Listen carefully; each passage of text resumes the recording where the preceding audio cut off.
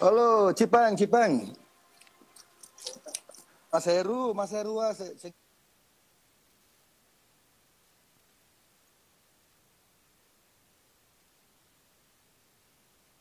dog ya. Mas Heru, tumben kowe non. Sehat-sehat. Petani kita semua. Cok, oke. Jancuk. Oh, sorry, Cok. Gak apa-apa kalau di Bali jancuk itu naskleng. DJ. Ini DJ ku ini mabuk ya kayaknya. Mas Ade, nama DJ-nya DJ Sade. Dengar gak nih? Dengar gak? Udah dengar gak? Oke, ini enak. Oke, ini enak nih, enak. Enak lah. Oke Mas, ke awal tadi toh, jadi saya pikir Mas Cipeng ini punya sifat sedikit kayak semacam whistleblower. Whistleblower tuh orang dalam yang sering mengeluarkan statement yang di instansi itu mereka tidak keluarin gitu demi banyak pertimbangan. Jadi Mas Cipeng saya lihat sih sering mengeluarkan informasi-informasi yang tidak dikeluarkan oleh institusi resmi. Jadi saya ingin Mas Cipeng coba bercerita dari kacamatanya Mas Cipeng, saya ingin tahu di lapangan tuh kayak gimana Mas? Jadi kalau beli nih gini nih. Ini ngegas lah biasa aja nih. Aduh, saya nggak ada alasan buat ngegas. Ntar kamu ngomong yang agak. Bener kan orang ngegas ketemu ngegas jadinya biasa aja jadi ya netral. Nanti kalau Mas ada yang ngomongannya mungkin saya anggap kurang masuk akal, mungkin saya ngegas. Tapi kayak enggak sih, soalnya Masnya kelihatannya baik ya mukanya. Muka baik, fuckboy asu. Oh, kamu fuckboy? Ora tuh Aciga, fuckboy sampean tuh pasti kan. Alhamdulillah udah bertobat sekarang. Jadi di era saya nggak ada istilah fuckboy. Dulu namanya Angelo. Oke Mas, silakan Mas. Oke. Jadi thank you Simply. Jadi kalau yang kesempatan di lapangan itu yang nggak disorot sih yang pertama adalah ya gua akuin sih itu tingkat kelelahan tenaga medis. Benar begitu ya Pak Dokter ya? Ya, tingkat kelelahan ini suara dokter. Jadi nih, saya sudah siapin banyak data. Anjir, bawa berkas. Nggak boleh kalah, kita bawa berkas. Ada berkas nggak? Wah, nggak bawa, kita kalah coy. Jadi kalau yang pertama itu tingkat kelelahan. Iya. Tingkat kelelahan. Berarti mayoritas tenaga medis yang gugur tuh mayoritas lelah toh? Nah, bukan. Kalau yang gugur kemarin itu, gua kemarin baca sih. Kalau yang dilakukan lo tanya Mas Beli kan, Mas Beli itu piye, Cok? Mas Jerry ya, kan, beli Mas Jerry aja. Jadi Mas Jerry kan tanya yang di lapangan kayak apa. Yang pertama tuh jujur hampir banyak orang yang anak muda tuh kelelahan kalau yang muda. Karena kan yang kita kan di garda depan, garda terakhir sih.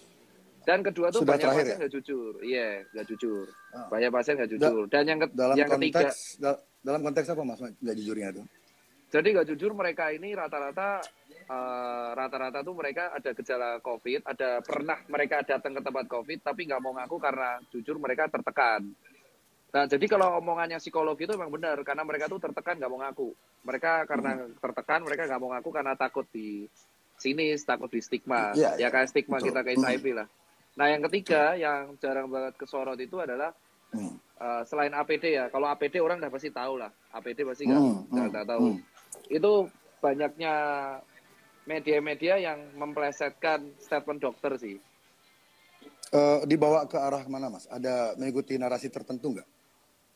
Kalau yang paling parah sih kemarin sih, itu kalau nggak salah Ketua ID ya, Pak Daeng ya. Ketua ID, Pak Daeng. Ketua ID, Ketua PBID itu kemarin kan sempat diwawancara oleh salah satu media. Bagaimana bentuk distorsi informasi yang nyampe ke publiknya? Coba kalau jelaskan. Pada waktu itu sih, kalau nggak salah Ketua PBID kemarin Dr. Daeng itu mengatakan, kalau nggak salah ya, itu dia mengatakan kalau tes massal itu nanti yang kemungkinan kecek itu akan banyak, jadi hasilnya bisa meningkat. Tetapi tiba-tiba di beberapa media tertentu itu digoreng seolah-olah ID mengatakan 1.000 jenazah dan akhirnya dibeturin dan akhirnya kami para dokter dihujat, walaupun akhirnya kedepannya Ketua ID klarifikasi bahwa itu framing dan akhirnya diklarifikasi bahwa kami nggak pernah ngomong kayak gitu. Nah, jadi kami itu rata-rata kalau kemarin statement takut karena semenjak kejadian itu jujur kita takut dipelintir. Karena aku juga pernah dipelintir juga kan omonganku. Nah, tapi kalau kita tuh udah posisi kelelahan, under pressure. Nah, kalau yang gugur, jujur aja dari 35 yang gugur, kalau nggak salah udah 35 ya? Kemarin gugur, sekarang udah gugur udah berapa? betul. Berapa? 35 ya? Dari 35 itu kalau nggak salah ya, Blia, itu ada 6 atau 7 kalau nggak salah nih disclaimer yang tidak karena COVID secara langsung. Dan untuk Ini the semua rest, di Jakarta, mostly. enggak menyebar. Oke. Paling Terus banyak ada juga paling banyak di mana ya? Gue nggak baca deh kalau yang data. Kalau yang wafat paling banyak, gugur paling banyak. Jakarta ya? Iya paling banyak Jakarta. Terus ada yang tertular dari luar negeri, benar nggak? Ada yang import case, terus ada Ya. yang tertular dari tempat praktek, terus ada yang karena kelelahan rest area tertular, ada yang karena sakit jantung juga. Jadi kalau Oh, omongan ada dokter yang sakit jantung juga?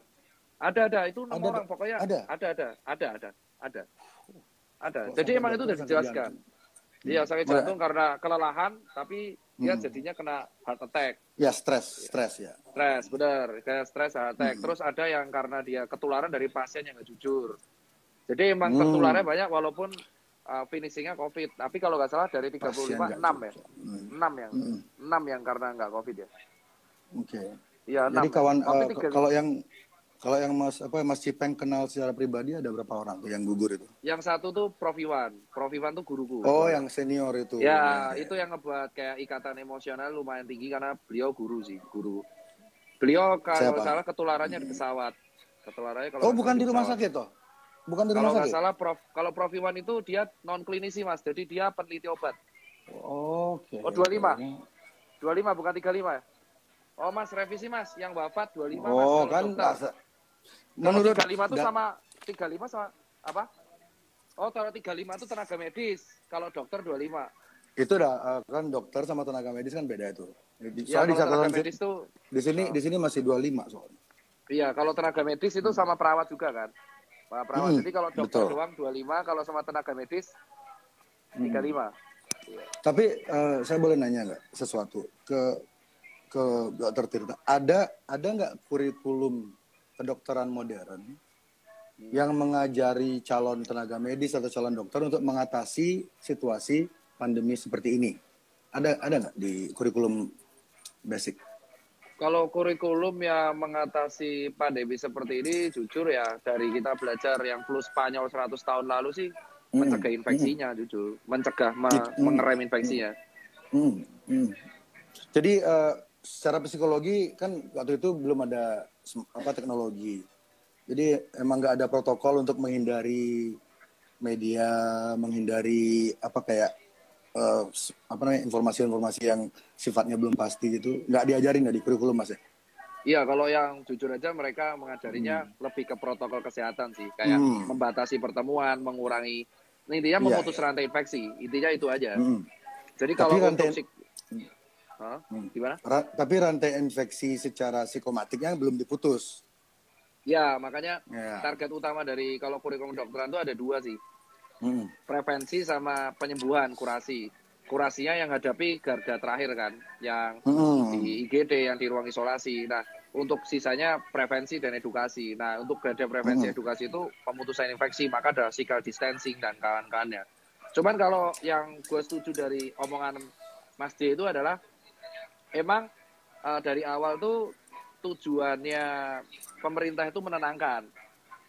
Ya, jadi Mas setuju nggak kalau Dokter Terawan itu di awal itu sebenarnya move-nya dia tuh tepat atau tidak Mas Ipeng?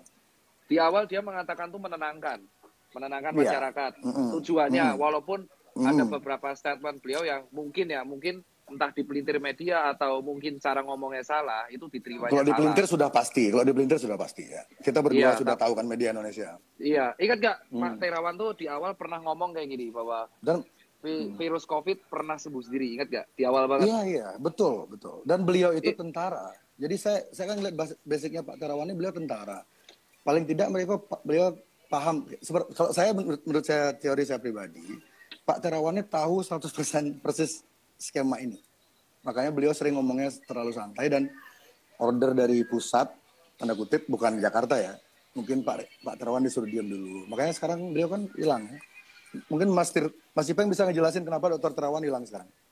Wah kalau itu aku nggak tahu itu. Jujur aja kita juga kayak kalau nggak ada berita, nggak ada selentingan di kalangan di grup WhatsApp om dokter yang genit-genit yang suka bagi-bagi foto-foto ya, suster-suster.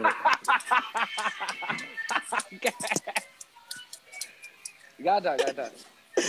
Oh, kayak nggak pernah ya kak. Itu grup WA tidak pernah masuk grup WA siapa nih? WA aku udah pasti. Mas, umurnya Mas Ipeng berapa umurnya? Aku separuh umurmu Mas, aku 28, dirimu 50 kan. Anjing. Jancuk. Masnya baru 28. Oke. Dirimu 40 kan. Kalau bahasa Inggrisnya gini, apa Mas tuh kayak wine. Makin tua tuh makin gak ada yang beli karena mahal. Nah, dirimu laku tuh. Laku 43 Mas, weh. Wong Jember istriku loh. Oh iya makanya. Jember piye, Bos? Itu Jember campur itu keju-keju. Mas, Mas Ipeng udah berkeluarga loh? Iya. Di Jakarta semua keluarganya? Enggak ada. Kalau aku kebetulan jujur aja ada. Enggak ada kebetulan Mas. Di dunia ini enggak ada yang kebetulan. Pinter juga kok ya. Kalau aku anak ada di Jogja anak. Oke. Enggak perlu dijelasin banget. Soalnya saya takut dicari orang-orang pedofilia nanti lokasi anak-anak itu. Enggak, soalnya gerakan pedofilia ini nanti di ujung pembicaraan ini kita akan menuju ke sana. Dan ini ada korelasinya dengan COVID ini. Nanti saya cerita ke sana. Ini masih panjang ini, bro. Nanti ini ada hubungannya. 2 jam cukup nih 2 jam. Makanya ini kayak gini nih. Kurang sih. Kalau stok saya sih ada untuk 3 tahun sih. 3 tahun bos ini. Saya Pokari ya di sini. Oke, Mas Ipeng. Oke, tadi kita tuh pertama kali ngomong tentang ini ya, tentang gugurnya petugas medis. Kan waktu itu saya bikin statement waktu Pilpres kemarin itu ada ratusan ya yang meninggal ya, Pilpres petugas di pemungutan suara, dan itu nggak jelas kan sebabnya apa, terus beritanya juga simpang siur. Itu saya pikir ya itu kan sebuah konspirasi. Itu kita sepakat nggak kalau kematian wafatnya petugas TPS waktu itu di Indonesia adalah sebuah konspirasi? Itu sepakat nggak, Mas? Kalau konspirasi apa aku nggak tahu. Cuman kalau wafat konspirasi politik. Ya bisa jadi. Konspirasi politik di Indonesia. Ya bisa jadi karena wafatnya banyak banget ya, dan pahlawan itu. Dan beritanya nggak ini kan nggak jelas, kayak ada sesuatu yang kayak menghalangi orang-orang tahu apa yang sebenarnya terjadi. Itu nggak perasaannya Mas Pilpres kemarin? Masnya milih siapa? Apa? Masnya milih siapa kemarin? Kalau aku pada waktu itu jujur aja Pak, nggak sempat milih Pak, karena di Jakarta saya. Saya dapilnya di Jateng Pak. Oh, sama. Saya waktu itu nggak bisa milih soalnya barangnya bagus banget Mas. Males milih. Keduanya bagus, jadi saya nggak milih, saya di rumah aja. Saya nggak bisa milih karena saya di Jakarta, dapilnya di Jateng ya wes. Oke. Tadi balik ke yang kematian petugas TPS itu. Jadi kita sepakat apa enggak nih kalau itu sebuah ada konspirasinya kasus itu? Jujur aja kalau di kasus KPPS itu kan kelelahan semua. Kalau dari jumpa pers, bener nggak sih? Kalau KPPS yang kemarin itu kelelahan semua ya? Iya, betul ya. Kelelahan ya, tapi kan ada, kita nggak tahu ya tuh diotopsi apa enggak ya. Ya jujur aja, ya tahu sendiri lah maksudnya. Iya, angkanya juga belum tentu segitu kan, mungkin di bawah. Bisa jadi, bisa enggak. Nah, gitu. Ya maksud saya ingin ngebawa Mas Tirta ke mindset itu loh. Jika untuk skala lokal, nasional, Indonesia, konspirasi kayak gitu bisa terjadi. Itu kasusnya Ibu Sarumpait yang hampir mengelabui kita dengan konspirasi oplas. Ya, itu kan konspirasi. Benar-benar. Itu maksudnya gitu. Ya, itu kan ini untuk skala yang menengah seperti itu, konspirasi itu pasti ada. Dan di lingkar pertemanan Mas Tirta masa nggak ada konspirasi? Pasti ada. Itu hampir pasti ada. Pasti ya, makanya. Jadi kita ini kayak apa ya? Jadi yang saya lihat narasi besar dari mainstream media sejak Dedi pas saya ngangkat masalah teori konspirasi itu mungkin tidak terdeteksi oleh radarnya mainstream media. Tapi ketika Dedi ngangkat itu tiba-tiba mainstream media serentak menggiring opini kalau orang-orang percaya teori konspirasi itu adalah orang gila gitu. Dan itu menurut saya kurang setuju sih. Iya, itu berbahaya banget. Dan yang terakhir tadi pagi Tirto ID, sebuah apa ya, portal media yang saya Berita. sangat hormati lah gitu. Saya pikir mereka independen, mereka ngerilis juga artikel yang menggiring opini kalau orang-orang yang menyukai teori konspirasi itu adalah orang-orang yang miskin, berbahaya, dan kriminal. Nah ini kan pola, kenapa tiba-tiba pemerintah ini takut sekali sama teori konspirasi. Ketika pemerintah itu menunjukkan ketakutan atau bereaksi berlebihan, ini pasti ada sesuatu yang ditutupi. Kalau menurut saya seperti itu. Kalau Saya, menurutku justru bukan pemerintahnya sih, Mas Jering. Karena uh, kalau nggak hmm, salah itu CIU apa air putih itu. mau tahu aja. Jadi kalau Insto. oh ya anjir insto tuh. Jadi Gimana? kalau dari aku sih justru bukan pada sektor pemerintahnya ya. Karena kalau nggak salah Mas Jering itu di caption kemarin nulis statement, benar nggak? Nulis statement intinya tetap tenang, terus konspirasi ada, jangan dipenuhi ketakutan. Statement saya itu, maksudnya kita bicara hashtag apa bicara pesan besar di Pesan besar. ya. Intinya kan Benar. kalau Mas D kan intinya percaya bahwa COVID itu ada dan konspirasi itu ada. Ya, Kan? ya, ada. Terus kita harus tetap nggak boleh takut tapi waspada karena danger sama fear itu beda. Nah, adaptasi. Kalau menurut Adaptasi, saya kan, bener kan? ya kemarin saya adu argumen sama Gendovara nama akunnya. Jadi sempat sedikit sengit dan akhirnya kami sepakat adaptasi itu karena kalau kita pakai kata new normal itu seolah-olah kayak meniadakan peradaban kita yang sebelumnya gitu loh. Banyak nilai-nilai yang sebelumnya hilang.